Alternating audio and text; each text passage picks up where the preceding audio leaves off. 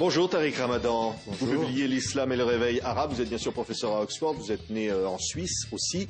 Et aujourd'hui, une nouvelle fois, évidemment, vous vous intéressez à ce printemps arabe. On dirait aujourd'hui, c'est l'automne électoral avec la victoire des salafistes, notamment en Égypte, et l'islamisme dur, comme on pourrait le qualifier, en Occident. Écoutez, il faut vraiment être prudent par rapport à ça. Autant je ne parle pas moi-même de printemps arabe et de soulèvement, je parle de soulèvement mais pas de révolution, en disant que ce sont des longs processus historiques, donc il faut faire attention. Après, il faut regarder ce qui est en train de se passer pays par pays. On a vu ce qui s'est passé en Tunisie. Aujourd'hui, en Égypte, tout le monde est surpris par la réalité. La réalité, c'est dans les salafistes, dont certains disent qu'il faudra même voiler les femmes touristes lorsqu'elles viendront dans le pays. Il faut faire attention, ce n'est pas du tout 60% de l'électorat qui se soit tourné vers il y a islamisme et islamisme, c'est-à-dire les frères musulmans ne sont pas du tout de la même nature que les salafis aujourd'hui, c'est-à-dire un mouvement littéraliste qui est un peu le reflet de ce qui se passe en Arabie saoudite, qui sont soutenus par les Saoudiens, et dont il faut s'étonner que 8 mois auparavant, il disait qu'il ne fallait pas s'impliquer dans la politique et pas être dans les élections. Et tout à coup, il récupère, vous dites, il récupère finalement les manifestations de la place Tahrir.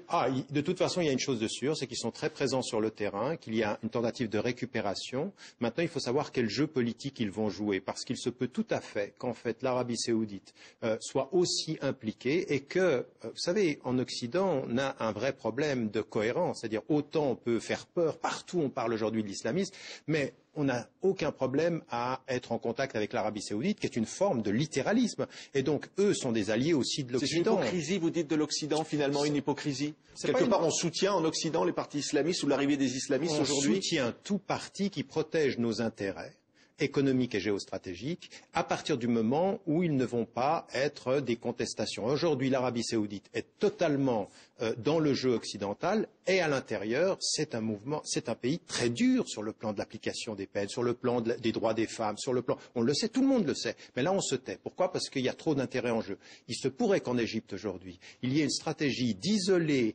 les frères en poussant les salafis, et ça ce serait une stratégie et saoudienne et américaine, avec une idée, c'est celle de pousser aujourd'hui les frères à devoir négocier avec l'armée. Or l'armée peut être aujourd'hui le facteur clé de l'évolution. Donc il faut se rendre compte que ce qu'on appelle le printemps arabe, il ne faut pas du tout le considérer comme un effet domino, c'est beaucoup plus un jeu d'échecs régionalement, la Libye, la Tunisie, l'Égypte, et il faut de ce point de vue-là analyser assez profondément les jeux d'alliance. Aujourd'hui, l'Égypte est en danger d'être sous l'autorité de l'armée qui va pousser un civil devant et tenir les rênes derrière. Alors qu'est-ce que ça va changer pour les sociétés, notamment en Tunisie, en Égypte et peut-être donc au-delà? Plantu, le dessinateur du Monde, voulait vous poser une question. On l'écoute. Volontiers. Alors si j'ai la chance de pouvoir m'adresser à Tariq Ramadan, que je salue, je suis en contact avec évidemment les dessinateurs du monde arabe et j'ai beaucoup d'admiration pour leur courage. Je pense aussi à Farzad, qui est un dessinateur syrien, qui a eu les doigts brisés par les sbires de Bachar el-Assad. Mais je pense, comme vous êtes le petit-fils du fondateur des Frères musulmans, moi j'ai des contacts avec des amis dessinateurs, dont Baghori, Georges Baghori, que vous connaissez forcément, puisqu'il dessine dans le journal Al-Aram. Il est copte, il est donc chrétien d'Égypte, et il me dit que c'était déjà pas facile de se moquer du pouvoir à l'époque de Moubarak, mais alors là, depuis quelques mois, c'est encore pire. Est-ce que vous pouvez nous donner des astuces pour essayer de faire comprendre aux dessinateurs du monde arabe comment contourner les interdits de tel ou tel extrémiste religieux? Je suis sûr qu'il y a des méthodes, et nous, on est là pour les faire partager grâce à notre association Cartooning for Peace. Merci. Qu'est-ce que vous pouvez lui répondre?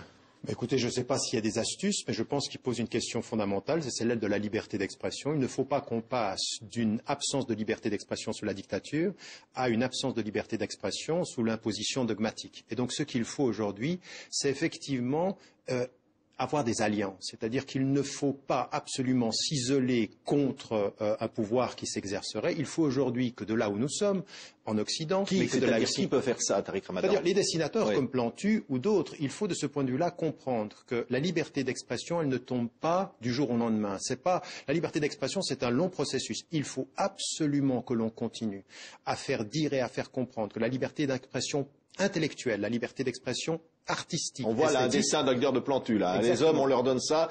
te laisse pas faire et ils prennent ça, fais gaffe, on voit ton bras. Alors bon, Oui. voilà, ça c'est par exemple, moi je suis pour le fait qu'on fasse un vrai travail d'éducation. On va pouvoir continuer de montrer des prévention. caricatures comme ça en Égypte, en Tunisie. Personne ne peut dire ce qui va se passer. On a même vu aujourd'hui en Tunisie qu'il y avait des restrictions par rapport à ça.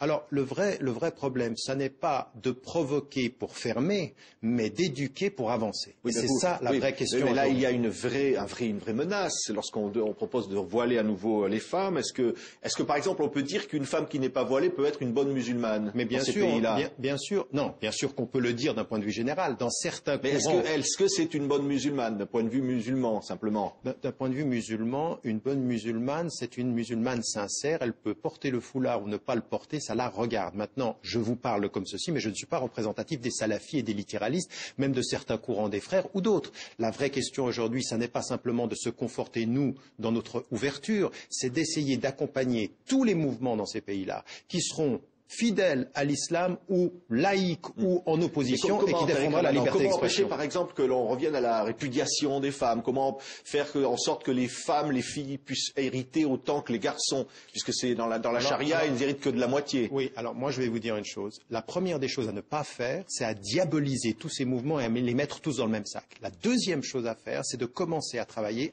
avec les forces vives de ces sociétés-là. La seule façon d'aller vers une meilleure compréhension de l'islam, une compréhension de l'islam qui soit adaptée à son temps tout étant fidèle aux principes, c'est l'éducation populaire et la participation aux dynamiques de démocratisation dans ces sociétés. Malheureusement, aujourd'hui, on joue un jeu, ici, comme d'ailleurs dans les sociétés majoritairement musulmanes, qui est malsain. C'est un jeu de polarisation. D'un côté les laïcs et de l'autre côté les islamistes, et on Les les laïcs ne regarde. sont pas opposés aux religions, mais simplement les laïcs ont envie de pouvoir vivre tranquillement hors des religions. C'est alors que les religions investissent le champ politique, les laïcs n'ont plus leur place. Non, mais il y a même des laïcs qui sont croyants et qui ont envie qui sont pour la possibilité d'avoir des États qui soient indépendants de l'imposition religieuse. Et moi, je pense qu'effectivement, il faut des États civils aujourd'hui dans les sociétés majoritairement musulmanes. La question On n'a pas posée, besoin de partis islamistes. C'est pas une non, nécessité. à partir du moment, attendez, on peut avoir. Aujourd'hui, c'est pas une question de vouloir ou de ne pas vouloir. La question aujourd'hui, c'est qu'il faut faire avec et qu'ils sont là et qu'ils ont une légitimité historique. Ce sont des gens qui ont été torturés, ce sont des gens qui ont participé à l'opposition et qui ont une popularité. Regardez, on ne peut pas aller contre le choix démocratique. Il faut vivre avec. Alors dans le livre, j'explique ceci. Mais ce que je dis, c'est qu'au lieu d'accepter une lecture de polarisation, posons les vraies questions.